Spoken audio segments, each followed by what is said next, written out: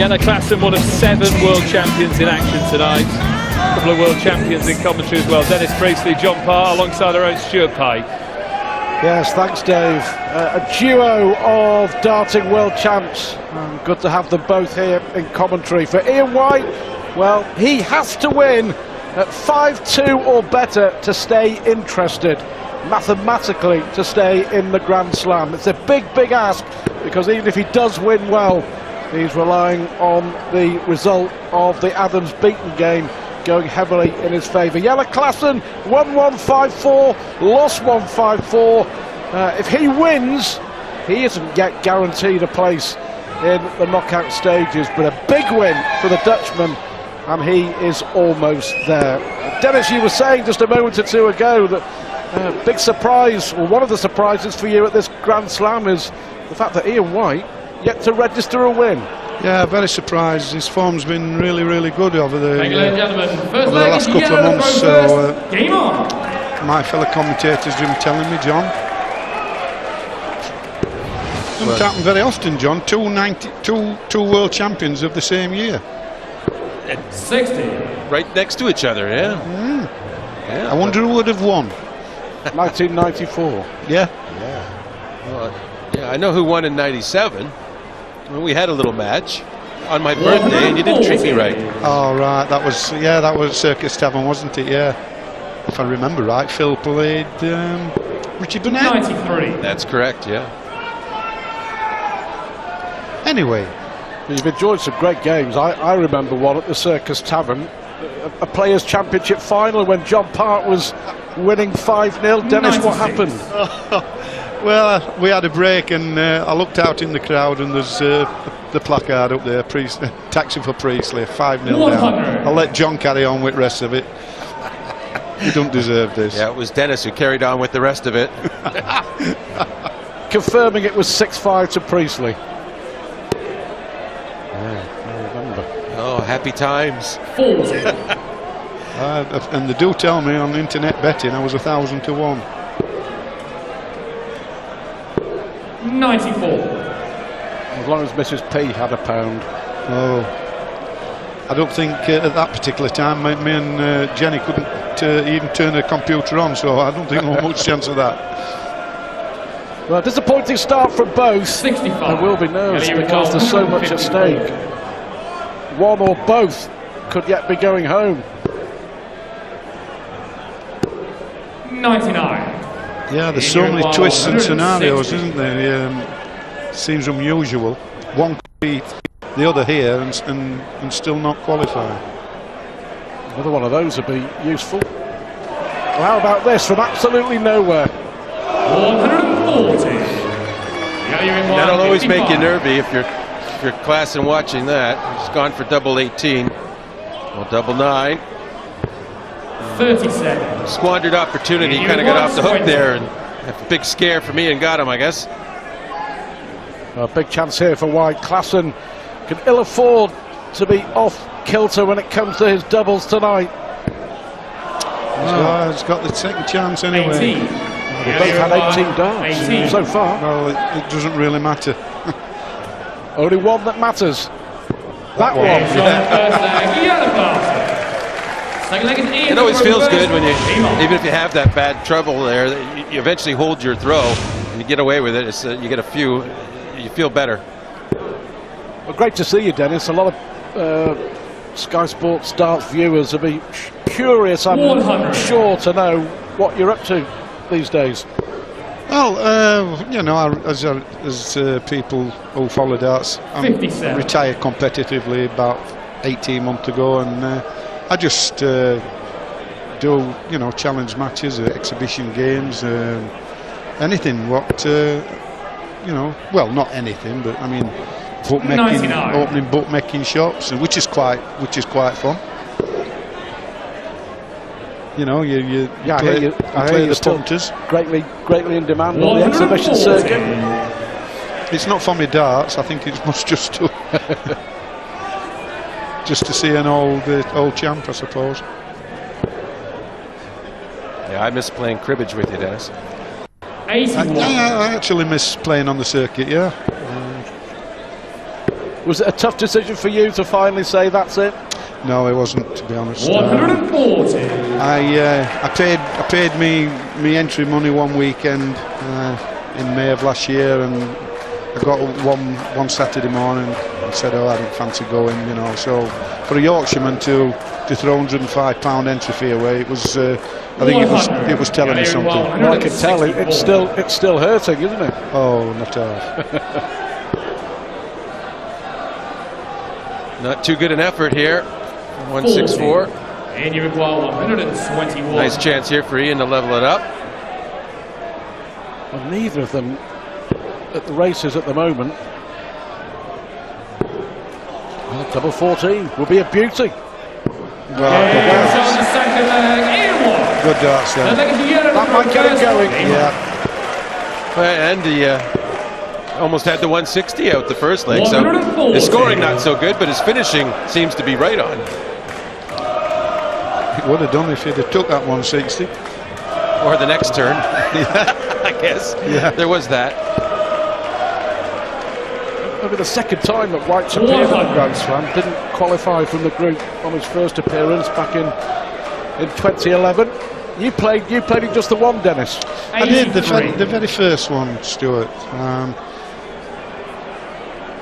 I can't remember a lot of it, to be honest. I think my wife did mention as I came out. Don't mention that you know, she thought Adrian and Chris Mason stitched me up in that group, but can't be proven, and that's water under the bridge. 100. Well, first to 5 in the match with Martin Adams. Even with 9 legs, it's strange that all 9 legs were won on throw, and that's exactly what happened when Adams beat Klaasen. 98. Yeah, I actually watched a bit of that game on TV. 55. I think Martin used the get out of jail card a couple of times. Yeah. He's played well, hasn't he? Martin Adams coming up later on against Steve Beaton. Victory for Adams. 100. We'll see him top the group. Treble 18 for Klaasen. Bullseye! 98. Just the half a ball that time. 103. I'd say the way he's got his finishes here, he's going to feel really good about getting this 103 as well. Needs treble 17. Yeah, treble 17. Yeah, double 16 coming in. Yes, yes. Back-to-back top plus finishes from Ian White. And that after missing tops for a 160 in the opening leg. But it's a break of throw for the world number 8. As John knows, it's a kick in the teeth when they take the big finishes out, especially when you've added dart to win the leg. Yeah, and the other side of it too is when you get one big out, you're much more likely to get another and another. And that's what he's just proven. Yeah. 134. But Klaasen the last year or so really has come into his own, playing the best darts of his career, better than when he won the World Championship himself. Won 2 tournaments on the tour, and as John and Dennis both know, 134. really tough to do these days. It certainly is. I think that little word I had with him, you know, to just slow his game down a touch has made all the difference. Not as slow as what I used to be, though. I told him that. Don't be as slow as me.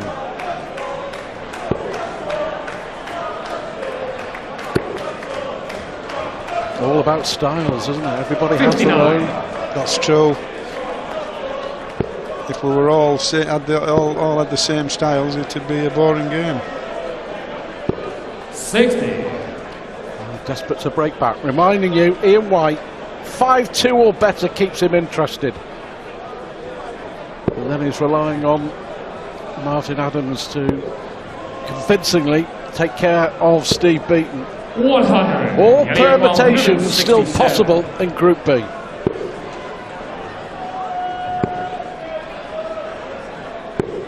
Quite enough, 148. Well, you never know, the way he's been finishing. I'd just like to leave this handy now.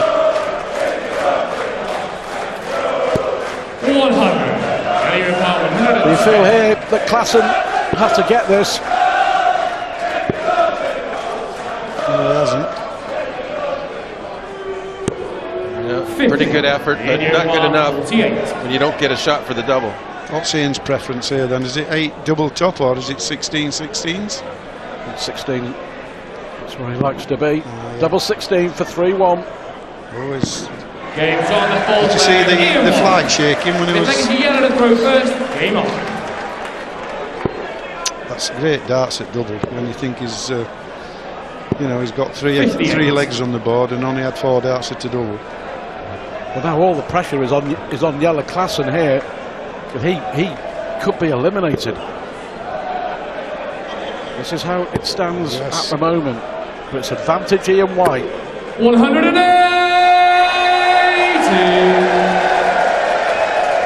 Yeah, Ian's going to give it his best. It's unlikely he'll get through because he has to rely on another result even if he does what he has to. So it's more like, well, I'm going to take you with me if I can. As misery loves company. One way of putting it, John. Old Canadian philosophy. Yeah, he can be a Canadian soothsayer in here sometimes, Dennis.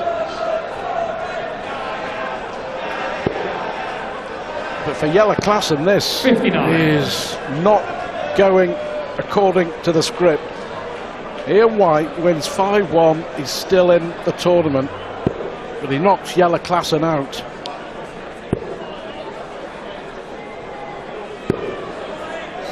$85. 10 points between them in the averages. That is reflected thus far in the scoreline. 93. In Uruguay, 136. And obviously Ian not wasting any darts at all. Well, just that one dart at the double. And he went for that 160. This is so good for him right now. 6 darts from 136. The break, get that 5-1. He needs to just have a sort of a good, not a good chance even, but a chance. It's a fine last dart, that.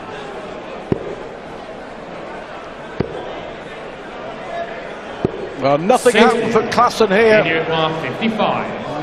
A look of resignation on his face as he was picking the darts out of the board for 4-1. Total control. Ian White. Right, it's a matter of not tightening up now, John, isn't it? He's done all the hard work and he's got the darts here. You'd think it was a foregone conclusion, but as you know and I know, funny things can happen.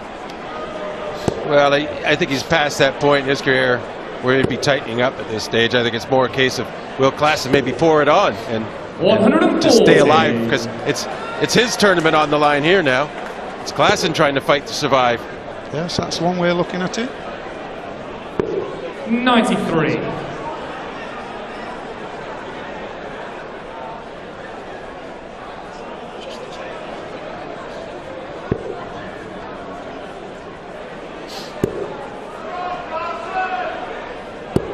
Klaasen has been throughout the match. Yeah, those, not only does it save your turn, but it also discourages your opponent when they're thinking they're going to, you know, they've got away with something, and then you just get that last bit of points, and it just takes away their enthusiasm for their turn. Well, it may well be that both players, Ian White and Jelle Klaasen, head home tonight. 153. And Ian White is giving himself half a chance. How about this? How about this? 117. That little shake didn't work that time. No, you saw that. You saw the flight shaking slightly, didn't you? 96. In Uruguay, 36. So to stay in the Grand Slam for now. Good performance from Ian White. He lost the first leg, but he's won 5 on the spin. And for Jelle Klaasen, that is that. Really disappointing from the Dutchman.